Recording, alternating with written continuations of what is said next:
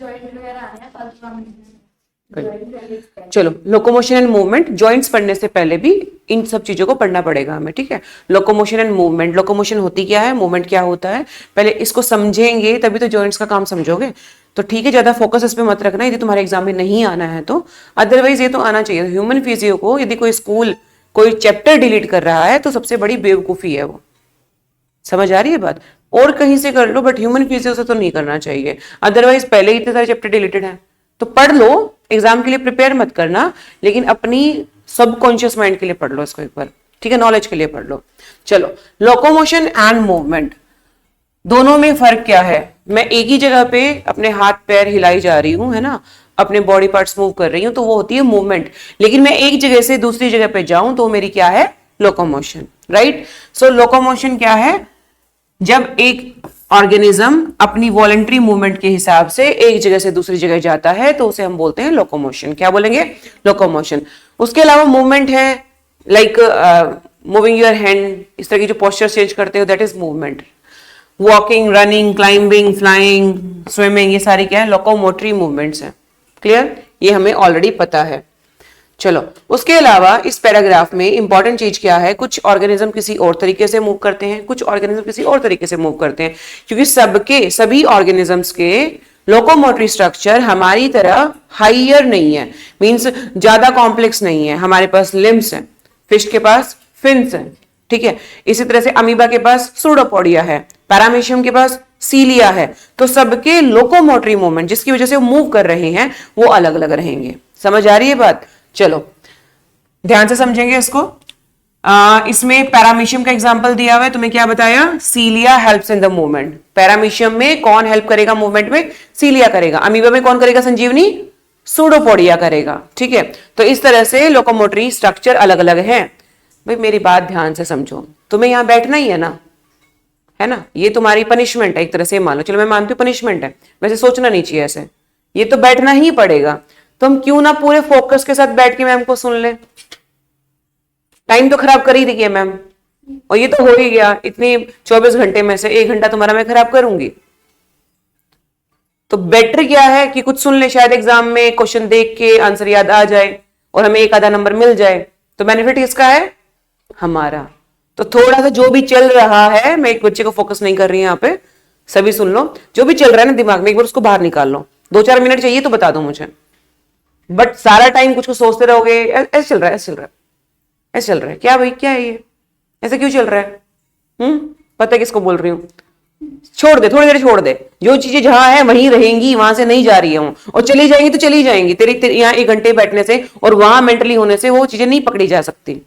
अभी इतना तूने सिद्धि हासिल नहीं करी है ना, बाबा नहीं बने हम। क्लियर? तो समझ, सोचते रहे, सोच रहे, वो चीजें नहीं पकड़ी जाएंगी, वो निकलनी होंगी तो निकल जाएंगी, रहनी होंगी तो रह जाएगी, ये तो ना निकाल। ठीक है, समझ आ गई बात? तो थोड़ा सा फोकस, आधा घंटा पढ़ लो लेकिन फोकस के साथ, कंसंट्रेशन के साथ।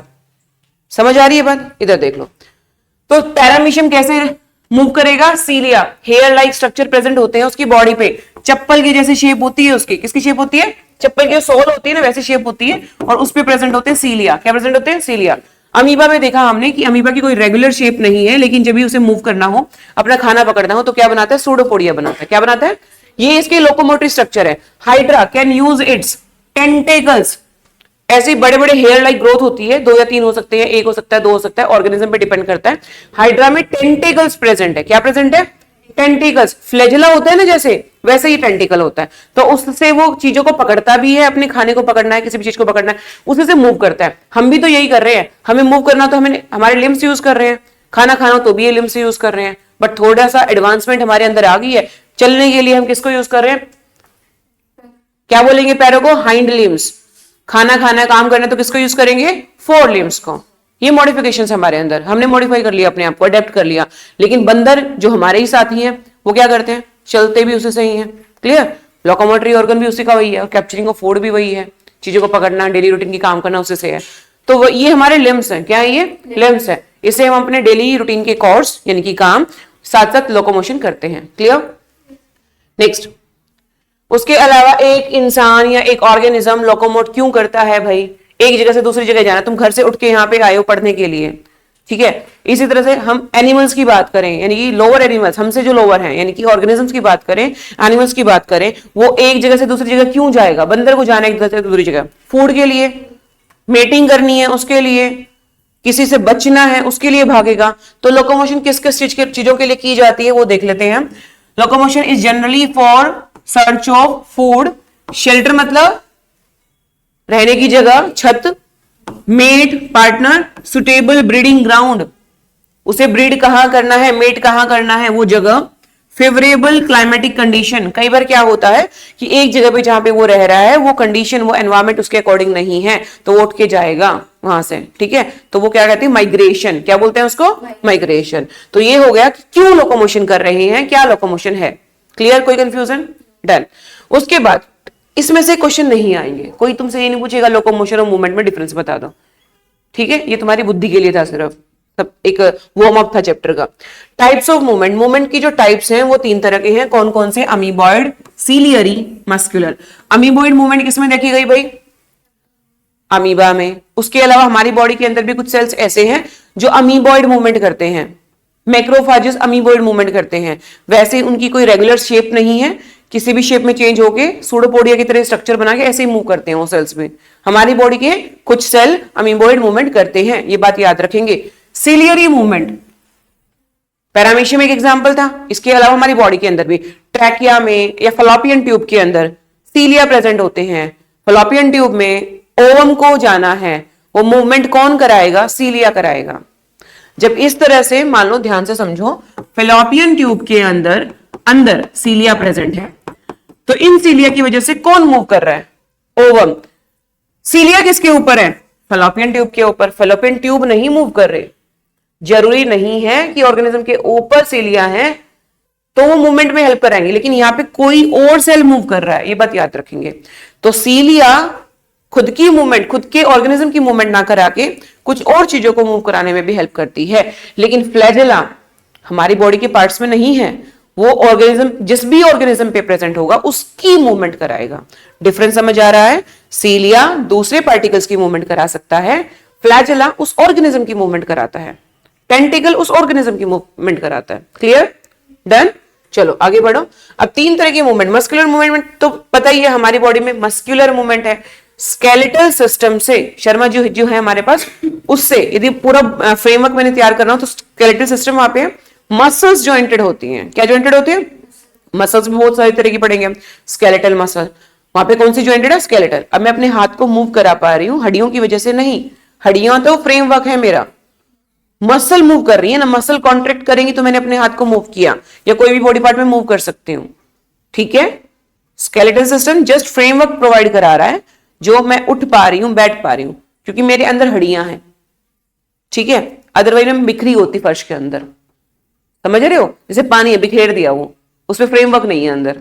क्लियर? चलो, सब specialized cell in our body like macrophages. Macrophages की हमने बात की। ल्यूकोसाइट यानी कि WBC इन ब्लड, कौन सी मूवमेंट है उनके अंदर? अमीबॉइड। अभी समझाया तुमने तुम्हें। ऑर्गेनिज्म की बात करें, किसके अंदर है? अमीबा के अंदर। साइटोस्केलेटल एलिमेंट्स जैसे कि माइक्रोफिलामेंट होता है, ये भी अमीबॉइड मूवमेंट में हेल्प करता है। माइक्रोफिलामेंट्स, साइटोस्केलेटल, सेल चैप्टर पढ़ा था ना, उसी में सीलिया और फ्लैजेला पढ़ाए जाते थे। समझ आ रही है बात? तो वो भी मूवमेंट कराने में, एक सेल की मूवमेंट कराने में हेल्प करता है। क्लियर? नेक्स्ट है सीलियरी मूवमेंट। बहुत सारे इंटरनल ट्यूबुलर ऑर्गन्स, अभी बताया जैसे कि Fallopian tube, internal tubular organ, जो हमारी बॉडी में ट्यूब्स प्रेजेंट है, उनके अंदर सीलिया देखा गया। उनकी एपिथेलियम पे, उनकी लेयर पे क्या देखा गया? सीलिया देखा गया, जो कि मूवमेंट कराएगा। Clear? Coordinated movements of सीलिया in the trachea, और कहां प्रेजेंट है? ट्रैकिया में। डस्ट पार्टिकल्स को रिमूव कराने में या फॉरेन पार्टिकल्स को रिमूव कराने में हेल्प करता है। क्लियर? चलिए आगे बढ़े। पैसेज ऑफ ओवा भी रिप्रोडक्टिव ट्रैक्ट यानी कि फलोपियन ट्यूब में इसी तरह से होता है। Done. Movement of our limbs, jaw, tongue, ये सारी कैसी मूवमेंट है? Muscular movement. ये कौन सी मूवमेंट है? Muscular movement. कोई confusion? Locomotion requires a perfect coordination. ध्यान से समझो, आपको यदि अपना पैर हाथ मूव करना है, ब्रेन तक सिग्नल जाता है, न्यूरल सिस्टम, केमिकल कोऑर्डिनेशन, जो इस चैप्टर में लास्ट चैप्टर्स हैं वो कोऑर्डिनेट करेंगे तभी मूव कर पाओगे। बहुत सारे लोगों की हड्डियां सही हैं, मसल सही हैं, लेकिन पैरालिसिस हो जाता है क्योंकि जो कनेक्शन है वो टूट जाता है बिटवीन द नर्व्स। क्लियर? या फिर बॉडी में कैल्शियम कम होने की वजह से मसल्स को मूव करने में प्रॉब्लम होती है, क्योंकि जब तक हमारी बॉडी में कैल्शियम है तभी बॉडी कॉन्ट्रैक्ट और रिलैक्स। अब मैं हाथ पीछे आगे कर रही हूं क्योंकि मैं कॉन्ट्रैक्शन और रिलैक्सेशन कर सकती हूं। क्लियर? मसल जब मूव करेगी तो क्या होती है? Contraction and relaxation. ये नेक्स्ट पार्ट है चैप्टर का, पढ़ेंगे इसको हम। इसी के अंदर दिया हुआ है कि एक मसल को मूव करने में कौन कौन सी फोर्स, कौन कौन से केमिकल्स, किस तरह से मसल जो है वो मूव करते हैं, वो सारा बताया हुआ है चैप्टर के अंदर। कोई कंफ्यूजन? डन। चलिए, muscle You have studied in chapter 8 that cilia and flagella are outgrowth of the cell membrane. Cell के ऊपर ही प्रेजेंट है तो सेल की आउटग्रोथ है। ये क्या है? सेल की आउटग्रोथ। फ्लैजेलल मूवमेंट हेल्प करती है स्विमिंग ऑफ स्पर्मेटोजोआ। स्पर्मेटोजोआ क्या है? स्पर्म्स। उनको स्विम करने में इनटू द यूट्रस हेल्प करेंगे। ठीक है? Maintenance of water current in the canal system of sponges. Porifera पढ़े थे? पॉरीफेरा छेद होते हैं उसमें। ठीक है? उसकी मूवमेंट में भी यही हेल्प कराता है, फ्लैजेलर मूवमेंट। कौन सी मूवमेंट? फ्लैजेलर, यानी कि फ्लैजेला प्रेजेंट होगा। क्या प्रेजेंट होगा? फ्लैजेला। उसके बाद है muscle is a specialized tissue. Muscle कौन सी लेयर से बनी? मीजोडर्म से। हार्ट कहां से बनता है? मीजोडर्म से। कौन सी 3 जर्म लेयर हमारी बॉडी में प्रेजेंट है? Ectoderm, endoderm, mesoderm. क्लियर? तो मीजोडर्म से कौन कौन से ऑर्गन बने? 2 तो पढ़ लिए हमने, हार्ट और हमारी मसल्स। मसल्स किससे बनती है एक बच्चे के अंदर? मीजोडर्म से। जब एक बेबी प्रोड्यूस होता है, जाइगोट बनता है ना, जाइगोट से पहले 3 लेयर बनती हैं, एक्टो, एंडो, मीजो। ये तीनों लेयर अलग अलग ऑर्गन बनाती हैं। तो हार्ट और मसल किससे बने? मीजोडर्म से। Clear? Next, they have special properties. देखो मसल की प्रॉपर्टी ये अंडरलाइन करेंगे हम अपनी एनसीईआरटी के अंदर, नोट्स में मैंने लिखा भी हुआ है। मसल की प्रॉपर्टी है, मसल कैन एक्साइट कर सकती है, कॉन्ट्रेक्शन कर सकती है, एक्सटेंसिबिलिटी खिंच सकती है जैसे इलास्टिक होता है। ठीक है? ऐसे इलास्टिसिटी भी, यानी कि एक्सटेंसिबिलिटी भी शो कर सकती है। उसके बाद है इलास्टिसिटी। ठीक है? 4 प्रॉपर्टी कौन कौन सी? Excitability, contractibility, extensibility and elasticity. ये 4 प्रॉपर्टी है। क्लियर? कोई confusion? Muscles have been classified using different criteria. Muscles को हमने अलग अलग पार्ट्स में डिवाइड कर दिया। 3 चीजें हम पढ़ेंगे बेटा। नंबर 1 है स्केलेटल मसल। कौन सी मसल है? Skeletal muscle. नंबर 2 है विसरल मसल। कौन सी मसल है? विसरल। नंबर 3 एक्सेप्शन है कार्डियक, ये सिर्फ हार्ट में प्रेजेंट होती हैं। लेकिन दूसरा अलग बॉडी पार्ट्स को हम डिवाइड कर दें, हार्ट को छोड़ दो, सिर्फ ये कार्डियक हार्ट में, बाकी इन दोनों को सबसे पहले पढ़ते हैं। ध्यान से समझेंगे हम। स्केलेटल मसल्स वो जिनको आप अपनी इच्छा से मूव कर सकते हो। हाथ पैर जितनी भी स्केलेटल मसल्स हैं, दौड़ जिससे रहे हो, बॉडी पार्ट जो आपके हैं जो आप मूव कर पा रहे हो, जितने भी body part, they are skeletal muscles. जो आपकी हड्डियों से जुड़ी हुई हैं, जो आपके स्केलेटल सिस्टम से जुड़ी हुई हैं, वो क्या है? Skeletal muscles. समझ आ रही है बात? इसके अलावा जितने भी इंटरनल ऑर्गन्स हैं, क्या है? इंटरनल ऑर्गन्स, वो जो मसल उसके अंदर है, मूवमेंट तो वो भी कर रहे हैं ना, उसमें कौन सी मसल्स प्रेजेंट होंगी? Visceral muscles. कोई कंफ्यूजन? जैसे ट्रैकिया को मूव करके दिखाना कांचा, नहीं हो रही। अंदर जो स्टमक पड़ा हुआ है उसको मूव करो, इंटेस्टाइन को मूव करो, नहीं हो पा रही। कौन सी मसल्स हैं? Visceral muscles. हाथ मूव कर लो भाई, नेक को इधर उधर रोटेट कर लो, हो जाएगी। तो कुछ मसल्स जो हमारे कंट्रोल में है, हमारे कंट्रोल में है, दैट इज स्केलेटल। जो हमारे कंट्रोल में नहीं है, दैट इज विसरल। और हार्ट की सारी मसल्स कार्डियक। क्लियर? दूसरा डिफरेंस समझेंगे। स्केलेटल मसल्स को जब हमने इलेक्ट्रॉन माइक्रोस्कोप से स्टडी किया तो जो उसका हमें ग्राफ मिलता है, तो हमें उसमें light band, dark band, light band, dark band ऐसे दिखाई देते हैं। इसको बोलते हैं स्टेराइशंस। क्या बोलेंगे? तो ये स्ट्राइटेड मसल्स हैं।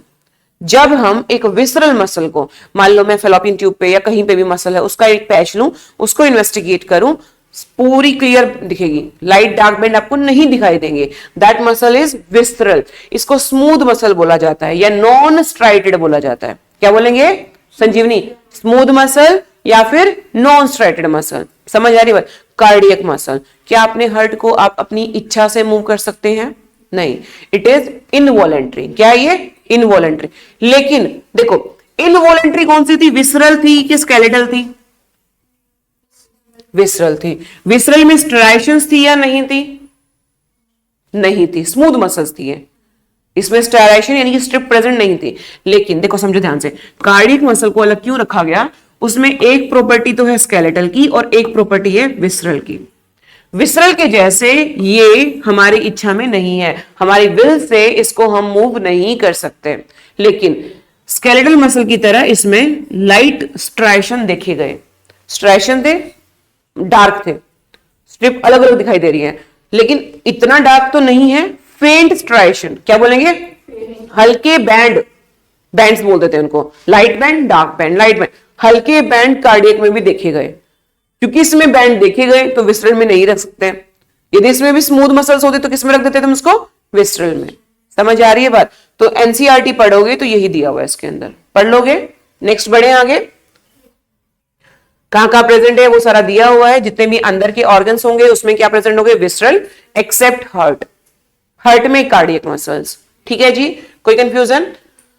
उसके बाद है, देखो ये स्ट्रक्चर हमें बहुत ध्यान से स्टडी करना है। ये आपको दिया हुआ है मसल बंडल। क्या दिया हुआ है? Muscle bundle. एक मसल का बंडल मैंने यहां पे उसको कट किया और मुझे कुछ इस तरह का स्ट्रक्चर वहां पे दिखाई देता है।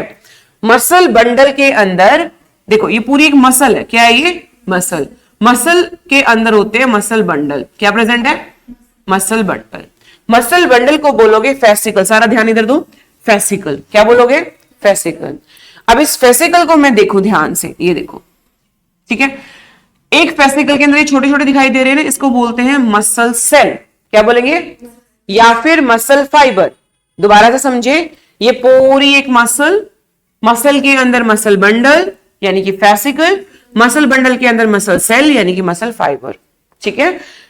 ये जो मसल फाइबर है इनके बीच में यहां पे ये आर्टरीज और वेन्स चल रही होती हैं। क्या चल रही होती है? आर्टरीज और वेन्स। अब ध्यान से समझो, मैं इस सेल को बना रही हूं। यहां पे ये सेल है, कौन सा सेल है? Muscle cell, also known as muscle fibre. ठीक है। सेल की आउटर मेम्ब्रेन को आप क्या बोलते थे? सेल की, किसी भी सेल की आउटर मेम्ब्रेन को आप क्या बोलते हो? Cell wall. एनिमल सेल की बात करो, एनिमल सेल में सेल वॉल प्रेजेंट नहीं होती है। बोलो, प्लाज्मा मेम्ब्रेन। यार क्या हो गया? Cell membrane, plasma membrane. जाग जो, सोए हुए हो, संडे है तो फील आ रही है तुम्हें सोने वाली। तो इसके अंदर क्या प्रेजेंट है? Plasma membrane. ठीक है, ध्यान से समझो। प्लाज्मा मेम्ब्रेन को, किसको? प्लाज्मा मेम्ब्रेन को आप बोल सकते हो प्लाज्मा लेमा। क्या बोल सकते हो? Plasma lemma. हम प्लाज्मा की जगह हर जगह सार्को वर्ड लगा देंगे। क्या लगा देंगे? सार्का। ठीक है। जो मसल का सेल होता है उसके लिए सार्को वर्ड लगा देते हैं, तो उसको बोलेंगे सार्कोलेमा। क्या बोलेंगे? सार्कोलेमा। एक सेल के अंदर जो लिक्विड प्रेजेंट होता है उसको हम क्या बोलते हैं? साइटोप्लाज्म। यहां पे बोलेंगे सार्कोप्लाज्म। क्या बोलोगे? सार्कोप्लाज्म। न्यूक्लियस के पास एक सेल के अंदर प्रेजेंट होता है रेटिकुलम, एंडोप्लाज्मिक रेटिकुलम। क्या होता है?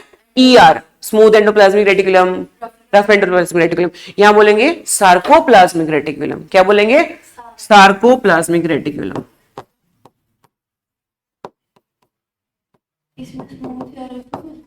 नहीं, इसका कोई आपने लर्न नहीं करना, बस जो चीजें बता रही हूं वो ध्यान रखनी है। मेम्ब्रेन को बोला सार्कोलेमा, अंदर के लिक्विड को बोला सार्कोप्लाज्म, प्लाज्मा नहीं सार्कोप्लाज्म लिखना सिर्फ। ठीक है। और अंदर के जो रेटिकुलम्स हैं उसको क्या बोला? Sarcoplasmic reticulum. बहुत सारी ऑर्गेनेलीज होती हैं, वैसे मैं इसी ऑर्गेनेली को यानी कि सार्कोप्लाज्मिक रेटिकुलम को ही क्यों पढ़ा रही हूं, क्योंकि मसल सेल के अंदर जो कैल्शियम भरा हुआ होता है वो सार्कोप्लाज्मिक रेटिकुलम के अंदर भरा हुआ होता है। किसके अंदर भरा होता है? सार्कोप्लाज्मिक रेटिकुलम के अंदर क्या भरा होता है? कैल्शियम भरा होता है। समझ आ रही है बात? ये कैल्शियम क्यों बढ़ रहे हैं? क्योंकि मसल जब कॉन्ट्रैक्ट करेगी तो मसल के सेल करेंगे, और वो जब कॉन्ट्रैक्ट करेंगे इन सार्कोप्लाज्मिक रेटिकुलम में से जो कैल्शियम है उनसे बाहर आना पड़ेगा ताकि मसल कॉन्ट्रैक्ट कर सके। यदि मसल सेल के अंदर कैल्शियम आयंस नहीं है तो एक मसल कॉन्ट्रैक्ट नहीं कर सकती। जब सार्कोप्लाज्मिक रेटिकुलम से कैल्शियम आयंस बाहर आते हैं तभी वो कॉन्ट्रैक्ट कर सकती है। कॉन्ट्रैक्ट करेगी तभी हम मूवमेंट कर पाएंगे। कोई कंफ्यूजन? ये स्ट्रक्चर ध्यान से हम पढ़ेंगे, it can come in exams. Clear? चलो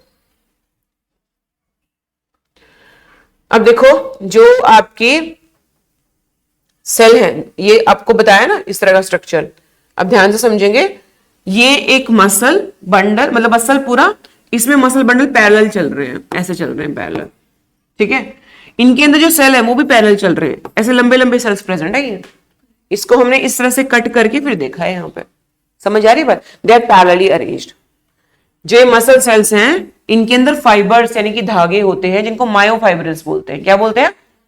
मायोफाइब्रिल्स। इस तरह से मान लो ये एक मसल सेल है ऐसा, इसके अंदर मायोफाइब्रिल ऐसे चलेंगे, ठीक है। फिलामेंट्स चलेंगी एक्टिन की और मायोसिन की। कौन कौन सी फिलामेंट? एक्टिन और मायोसिन, दो तरह के फिलामेंट्स प्रेजेंट होते हैं इसके अंदर। वो जब आपस में स्लाइड करते हैं तभी एक मसल कॉन्ट्रैक्ट करती है। क्लियर? समझ आया स्ट्रक्चर? कोई कंफ्यूजन यहां पे? इसमें वही लिखा हुआ है सारा जो आपका, देखो पढ़ लेते हैं इसको। Characteristic feature of the muscle fibre, यानी कि मसल सेल, फाइबर क्या है? मसल सेल, ठीक है। Is the presence of a large number of parallelly arranged filaments in the sarcoplasm, यानी कि साइटोप्लाज्म उसका। ध्यान से समझो, ये एक मसल फाइबर है, इसके अंदर क्या प्रेजेंट है? सार्कोप्लाज्म। सेल ऐसा नहीं है पूरा, ऐसे लॉन्ग सेल है, जैसे एक पेन है, इसको मैं ऐसे कट कर दूं तो आगे का जो आपको दिखेगा इस तरह से है, ठीक है। इसके अंदर इस तरह से मायोफाइब्रिल्स रन कर रहे हैं, ठीक है जी। समझ आ रही है बात? तो वही लिखा, presence of a large number of parallelly arranged filaments in the sarcoplasm. कहां प्रेजेंट है ये? सार्कोप्लाज्म के अंदर, कॉल्ड मायोफिलामेंट्स। आप इनको क्या बोल सकते हो बेटा? या फिर क्या बोल सकते हो? जल्द से बोलो, मायोफाइब्रिल्स। ये मायोफाइब्रिल्स के अंदर ऑल्टरनेट डार्क और लाइट बैंड्स है, मतलब कहीं कहीं पे लाइट दिखेंगे, कहीं कहीं पे डार्क आपको दिखाई देंगे। A detailed study of myofibril has established that the striated appearance is due to the distribution pattern of the two proteins. जो ये मायोफाइब्रिल प्रेजेंट है, ये जो फाइब्रिल्स प्रेजेंट है ना हमारे पास, इनमें कहीं कहीं पे एक्टिन प्रोटीन से बने हुए हैं और कुछ पार्ट इनका किससे बना हुआ है? मायोसिन से बना हुआ है। क्लियर? तो वही बोल रहा है, दो इंपॉर्टेंट प्रोटीन से बने हुए हैं। कौन कौन से? एक्टिन और myosin. Light band contain actin, जहां पे हल्के बैंड दिखाई दिए, जहां पे हल्का रंग दिखाई दिया, किसकी वजह से? एक्टिन। इसको बोल दिया आई बैंड। क्या बोल दिया? जहां पे सिर्फ और सिर्फ एक्टिन प्रेजेंट है उसको आई बैंड, यानी कि आइसोट्रोपिक। आइसो का मतलब होता है सेम, एक ही जैसा कलर दिखाई देगा। अदरवाइज क्या होता है? कहीं पे डार्क, कहीं पे लाइट, कहीं पे डार्क, कहीं पे लाइट। वहां पे जहां पे एक्टिन के साथ क्या प्रेजेंट हो? मायोसिन प्रेजेंट हो, ठीक है। तो आई बैंड प्रेजेंट होगा, जबकि डार्क बैंड यानी कि ए बैंड, जिसको एन आइसोट्रोपिक भी बोला हुआ है, उसके अंदर क्या प्रेजेंट है हमारे पास? मायोसिन प्रेजेंट है। कोई कंफ्यूजन? All clear? समझ आया? इतना पढ़ो, ये इसका एक पार्ट 1 है। इसके बाद हमें ये पढ़ना है। देखो इस तरह से लाइट और डार्क बैंड दिखाई देते हैं, ठीक है। इसको और इसको स्टडी करेंगे एक बार, नेक्स्ट लेक्चर में दोबारा से समझाऊंगी क्या है, बट एक बार में समझ आने वाला टॉपिक नहीं है, एक बार देख लो इसको। जब हमने इसको देखा, स्टडी किया, तो कुछ इस तरह का ये दिखता है हमें, ये इसका स्ट्रक्चर हमने डिपिक्ट किया साइंटिस्ट ने। समझ आ रही बात? देखो क्या हुआ इसमें, जो हमने मसल देखा, यहां पे देखो, यहां पे देखे तो सही है, ठीक दिखाई दे रहा है ना। कुछ इस तरह से हमने अलग अलग बैंड नहीं दिखाई दे रहे हैं, एक ही कलर है, इसको बोलेंगे आई बैंड। क्या बोलेंगे? ठीक है। ये देखो किस तरह से दिखाई दे रहा है, अलग अलग है ना। तो इसमें कुछ कहीं पे, कुछ कहीं पे, कुछ क्या दिखाई, क्या बोलेंगे? A band. क्या बोलेंगे? A band. देखो ध्यान से, ये जो प्रोटीन है, ये प्रोटीन कौन सा है? एक्टिन। कौन सा है? ये प्रोटीन है मायोसिन। क्या प्रोटीन है? मायोसिन। आई बैंड देखें तो कहां पे हमें ड्रॉ करके दिया हुआ है? ये देखो आई बैंड, जहां पे सिर्फ एक्टिन है। इतने में कहीं मायोसिन दिख रहा है तुम्हें? नहीं, सिर्फ एक्टिन जहां प्रेजेंट है उसी को बोलेंगे आई बैंड, जो सिर्फ और सिर्फ किससे बना हुआ है? एक्टिन से बना हुआ है। कोई कंफ्यूजन? ए बैंड देख ले हम जरा। ए बैंड में सिर्फ मायोसिन नहीं है, एक्टिन भी है, बट जब मायोसिन आया तभी उसको हमने क्या बोला, ए बैंड बोला। जहां पे मायोसिन आया तभी हमने उसको क्या बोला, ए बैंड बोला। ऐसा क्यों हुआ, ध्यान से समझो। यहां पे तो एक ही तरह का है ना, तो एक ही कलर दिखाई देगा, ठीक है, ये दिखाई दे रहा है तुम्हें। यहां पे ये जो लाइन है ये वाली लाइन है, उसके बाद एक और मसल फाइबर स्टार्ट हो जाएगा तुम्हारा, ठीक है। इतने पोर्शन में दोनों है तो हमने क्या बोल दिया, ए बैंड बोल दिया। अब जहां पे सिर्फ, ध्यान से समझो, जहां पे सिर्फ मायोसिन है, क्या प्रेजेंट है, मायोसिन, उसको क्या बोल रहे हो, एच जोन। क्या बोल रहे हो, ये वाला एच जोन, ये वाला एच जोन। बीच में एक छोटी सी लाइन दिखाई दे रही है ना, तुम्हें ध्यान से देखे तो, इस यहां भी एक लाइन होगी, इसको बोलेंगे एम लाइन। क्या बोलेंगे, एम लाइन। समझ आया, ये स्ट्रक्चर जरूरी है। जहां पे सिर्फ और सिर्फ आपको एक्टिन दिखाई दे, आई बैंड। जहां पे एक्टिन और मायोसिन दिखाई दे, ए बैंड, ठीक है। जहां पे सिर्फ आपको दिखाई दे क्या, मायोसिन, एच जॉन। क्या बोलेंगे, एच जॉन। और जहां पे एक मसल फाइबर खत्म हो जाता है उसको बोलते हैं जेड लाइन। क्या बोलेंगे, Z line. Present between I band, किसके बीच में प्रेजेंट है, आई बैंड के बीच में। This is the structure of a muscle fibre. किसका स्ट्रक्चर है ये, मसल फाइबर का। Clear, anatomy of a muscle fibre showing sarcomere. ऊपर एनाटॉमी दिखाई हुई हमें, और ये पूरा एक सार्कोमियर है। क्या है ये, सार्कोमियर। सार्कोमियर मसल सेल यानी कि मसल फाइबर को बोलते हैं। क्लियर। अब ये कैसे कॉन्ट्रैक्ट करेगा, रिलैक्स करेगा, that we will discuss in next class. कोई कंफ्यूजन, डन।